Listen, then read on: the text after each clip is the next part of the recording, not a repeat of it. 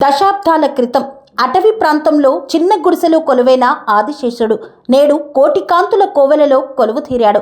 కాలం మారుతున్న కొద్దీ ఇంద్రవెల్లి మండలంలోని కేస్లాపూర్ నాగోబా జాతర దినదిన అభివృద్ధి చెందింది.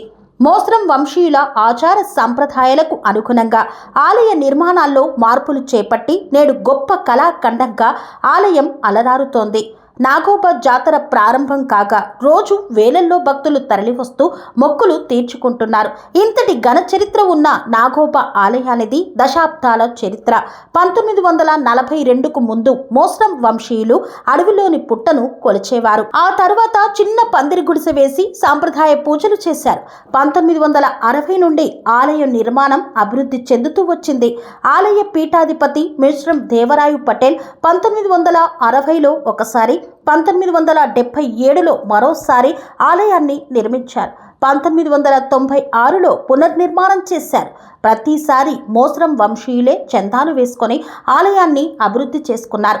2022లో మరోసారి పెద్ద ఎత్తున చందాలు చేసి 5 కోట్లతో నాగోబా ఆలయాన్ని పూర్తి స్థాయిలో నిర్మించారు.